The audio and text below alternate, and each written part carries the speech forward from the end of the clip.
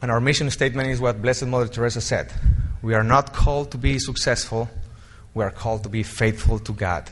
That is our success. Now, if by being faithful to God, success comes, thanks be to God. If it doesn't come, thanks be to God. We are called to be faithful, and that's what it's all about. I realize that we are called to be saints.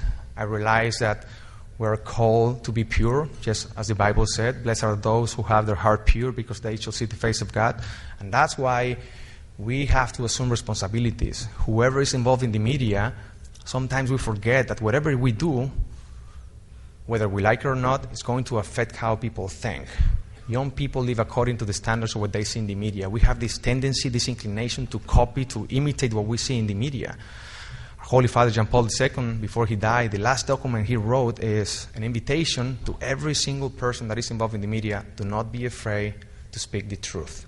Because the media has the power and the potential to win the hearts of the audience, has the power to change people's minds and hearts, therefore how they think, how they behave, how they live, how everything.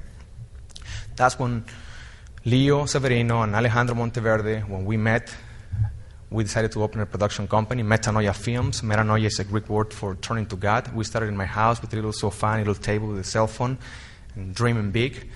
Let's make films that will have the potential not only to entertain, but to make a difference. And our hope is that when people leave the theater, they will leave wanting to love more and judge less. They will leave wanting to be a better person. They will leave inspired to use their talents to do something good, so we can make this world a better world. And Bella is our first baby. Bella is our first film that after 4 years of putting this together, now we have it. And I'm going to share a quick story why this film is so special for us. This film for us is so important because we are promoting the gospel of life. This film is so important for us because one day, 3 weeks before I moved to New York to start shooting this film, the director called me and he asked me, "Are you rehearsing?" I said, "Yes, but I need to rehearse with the actress." And in that time, we didn't have the actress. We couldn't find the actress. This is 3 weeks before start shooting. So I ended up going to an abortion clinic to do my research. Because, I don't know who have seen the film here, but for those who haven't seen the film, it's a love story that goes beyond the romance, but one of the characters in the film is pregnant and she doesn't know what to do and she doesn't want to be a mother.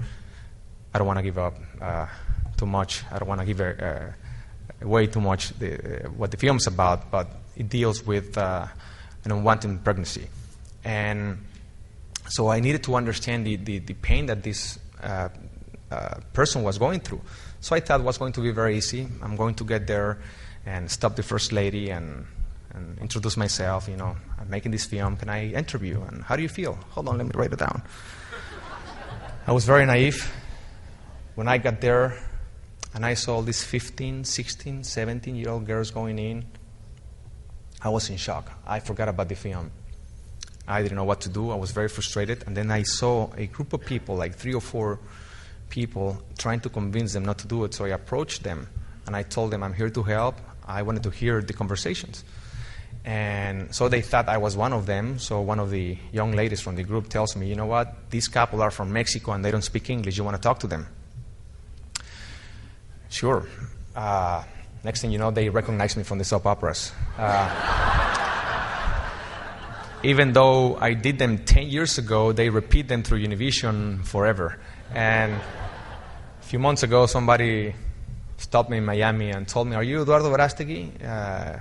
Yes. You look younger in TV. Well, especially if you're watching things that I did when I was 20 years old. Of course, I was younger. I'm 33 now. But anyway, I remember saying, Lord, please help me to use and to take advantage of this fame to do something beautiful for you.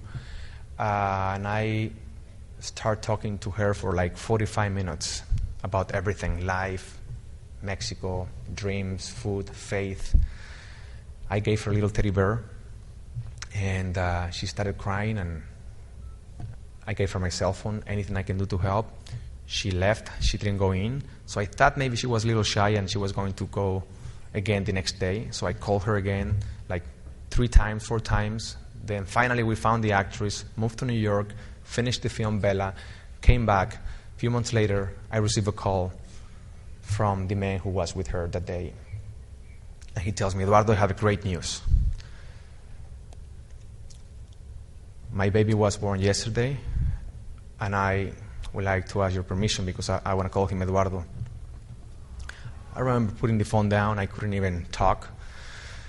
When I went to the hospital and I saw the baby, and weeks later he was in my arms, the way how he was looking at me,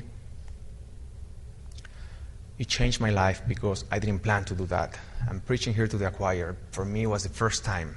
I didn't know what to say. I was very nervous when I was talking to her. Next thing you know, I'm carrying this baby, Eduardito, that is changing my life. It's the most noble thing I've ever done in my life, especially because by the grace of God, I was used as an instrument to save this baby. Because if you ask me, what did you tell this girl in those 45 minutes? I don't remember. But it changed my life to the point that if Bella disappears and nobody sees it again, the fact that Eduardito is alive, I will be rejoicing in the Lord. And that's our goal with this film.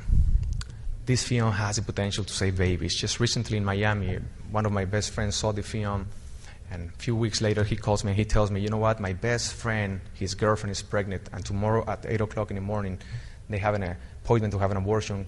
She doesn't want to do it. He's forcing her to do it. He doesn't listen to me. And I thought about Bella. I thought about Jose in the film. Can you please call him?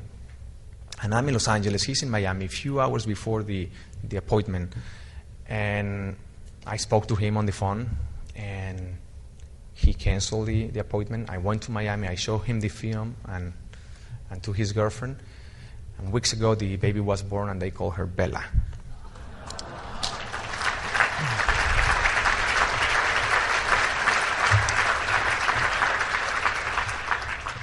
So please pray for this film. I really believe this is your film. This is our film. We are working for the same boss.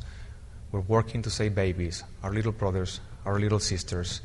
And this is a tool that we can use because this film has the potential to win the hearts, especially not your hearts, because I don't have to convince you of something that you're already doing.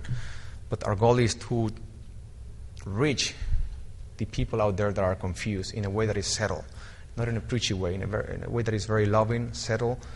But I don't want to talk too much because I want you to see the film. Otherwise, I'm going to ruin the surprises in the film. But anyway, this is your film, and Bella is not King Kong, it's not Spider-Man. We need your help. We need your prayers. Spread the word. The only way how Bella can be successful is only by you telling everybody to go and to see this film October 26th.